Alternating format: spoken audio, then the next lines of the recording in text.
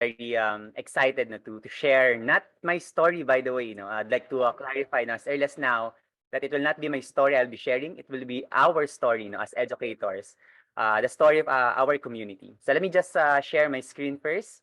Anyway, so this will be a refocus on education. So I'll be sharing from my perspective as an educator. So let me first, once again, introduce myself. Matty and Cynthia already introduced me. But I'm again Franco Addun, an educator. I'd like to emphasize on that one. I'm also an advocate for teachers' equitable professional growth. No? That's the reason why we put up the YouTube channel, is for us to be able to provide an ongoing professional growth for teachers, okay? For free. That's the most fundamental aspect of our services. Providing all of this for free for all teachers. And as mentioned by Cynthia and Matty earlier, I am also an educator. I'm a full-time employee at Xavier School. I'm a little bit pressured because I can see our principal in the audience.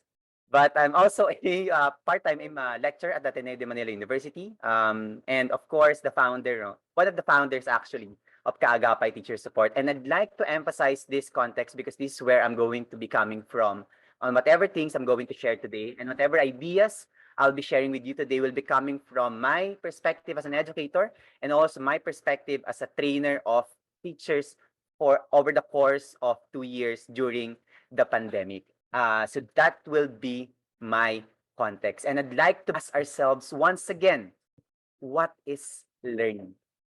That's the first question I would like to ask to all of us. Because that almost always comes automatic to all of us, that whenever we talk about education, we don't talk about school, we're talking about learning. But what is learning essentially? How do we say that someone has learned something? And we also ask ourselves if those things they learned are actually essential in life.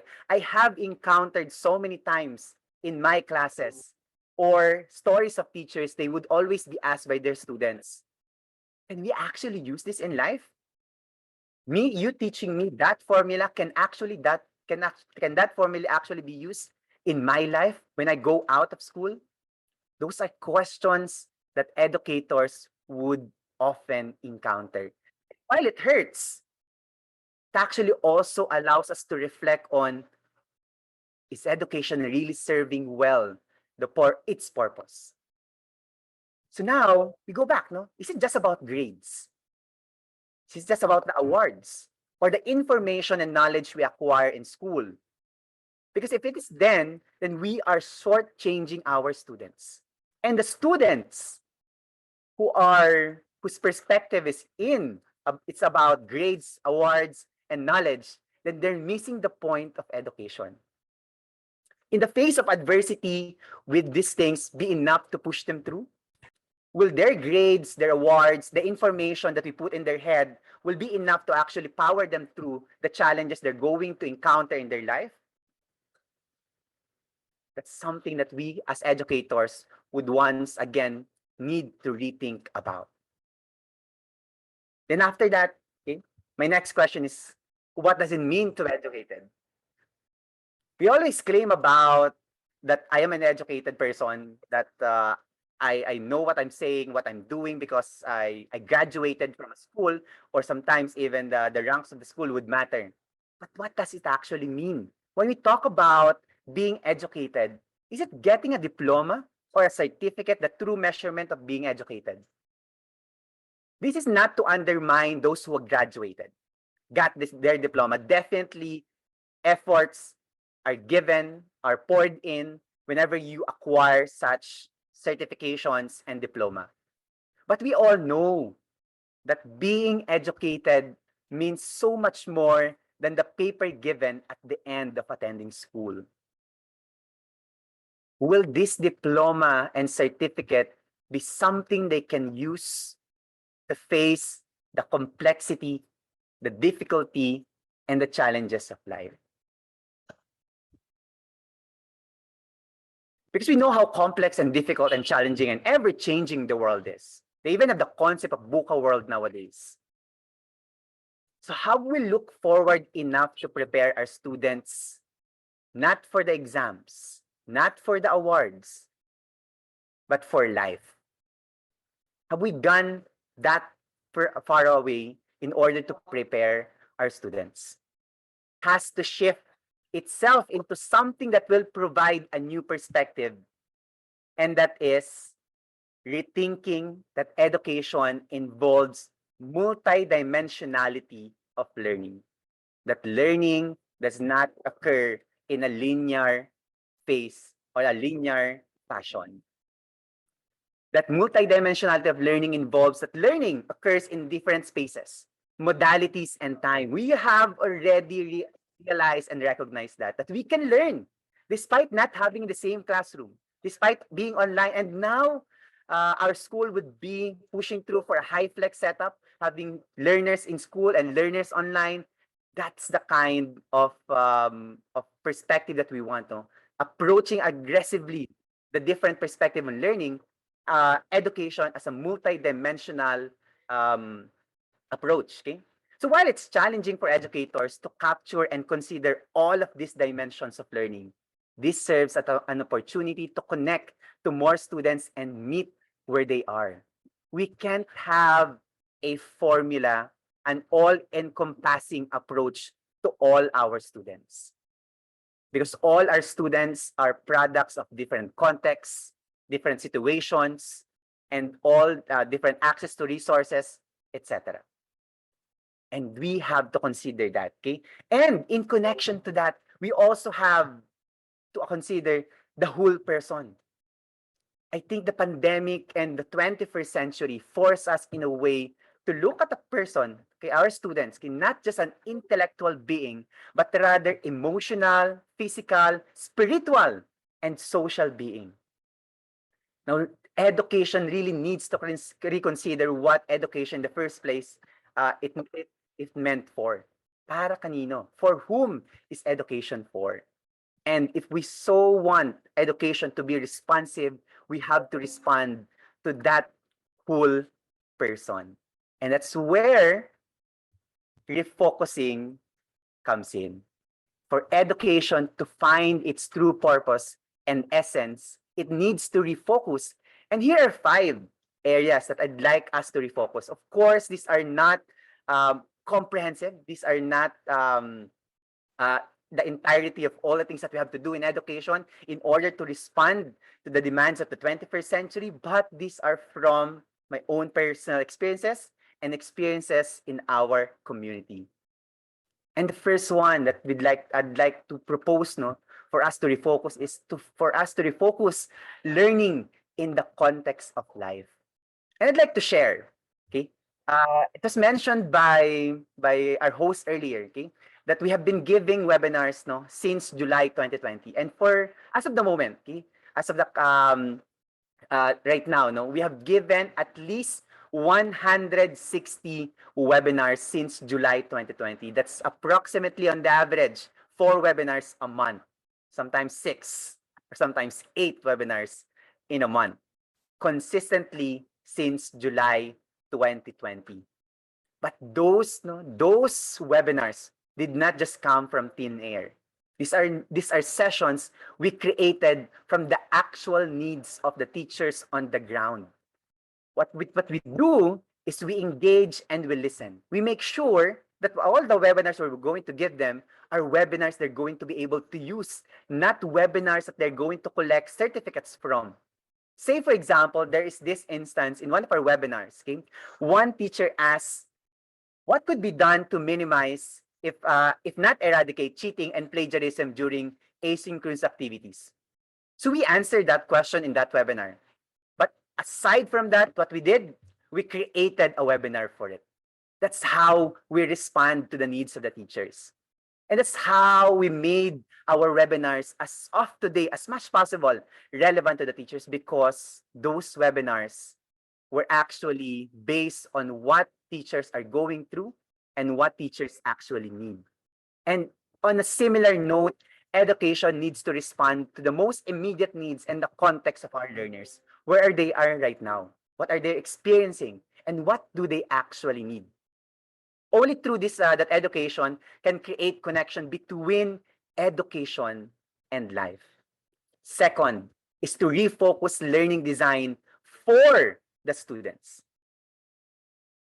Say, for example, in our community, as mentioned by the host earlier, in our YouTube channel, no matter how tempting with that many already subscribers in our channel, and to create videos that only drive views, we remain committed on designing webinars that reaches out to the needs of the community.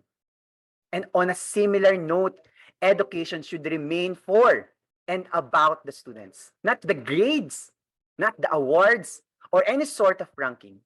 And following the design thinking process, everything should always start, we always start our webinar designs in an empathy exercise. We always think about our teachers, what they're seeing, what they're feeling, what they're hearing, even tasting, and going through. And only through that we get to design webinars that actually fits them.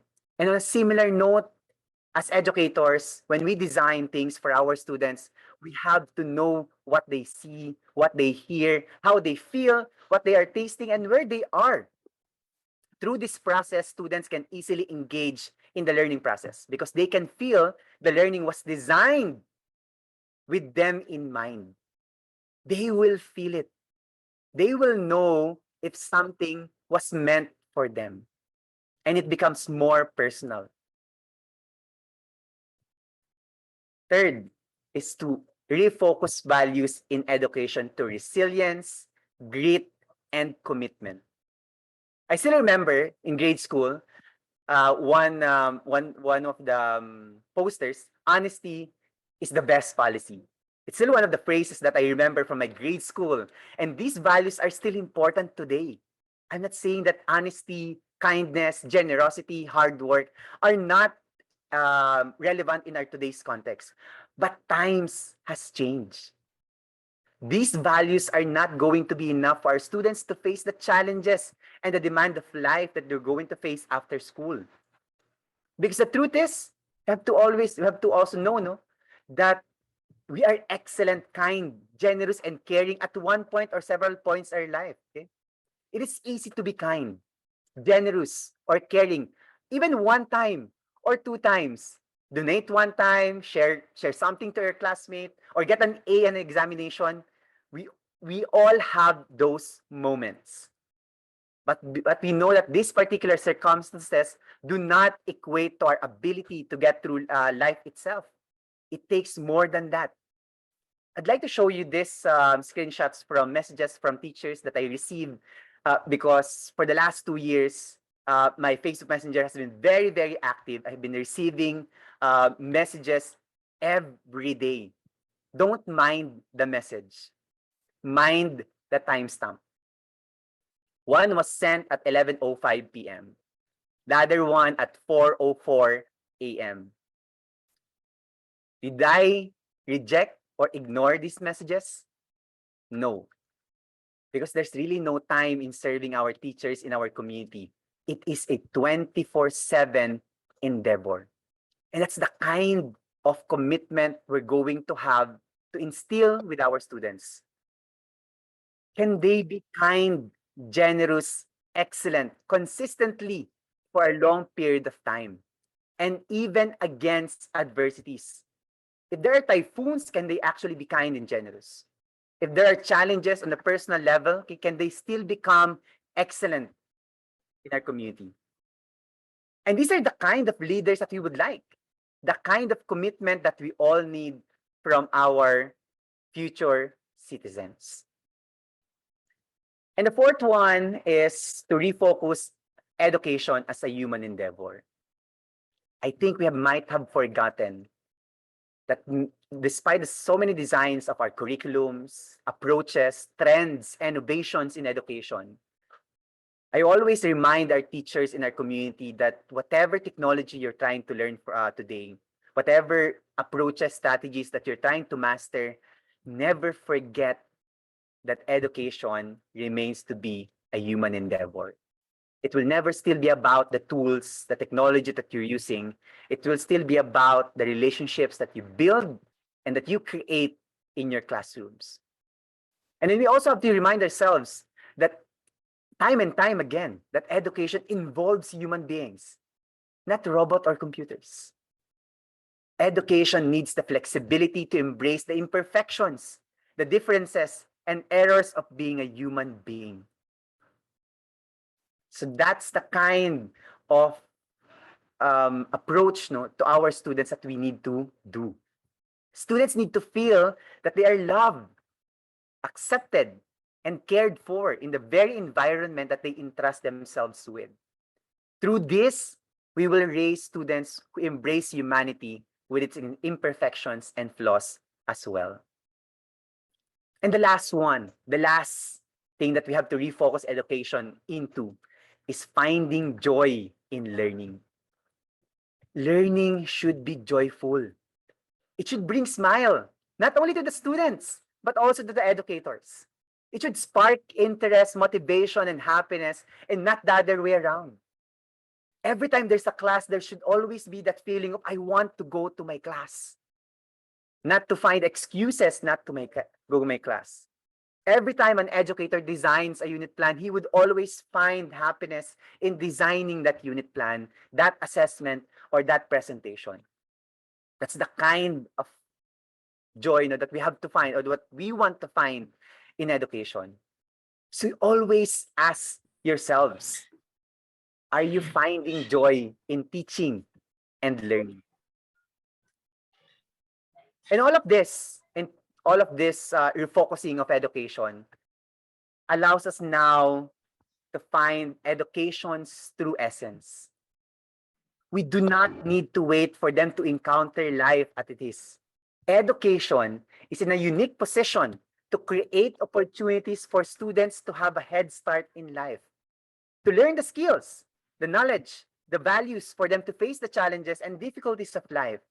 It is now to our I'm a specialist. to our educators and school administrators to embrace these and build learning environments that facilitates such opportunities. And I'd like to end my sharing with this quotation, not from someone famous, okay? Only from someone speaking right now, that as long as education finds its true focus and purpose, we will have persons who are capable of facing challenges and adversities in life. While we teach them in actual life how to face them, we can actually prepare them already in education.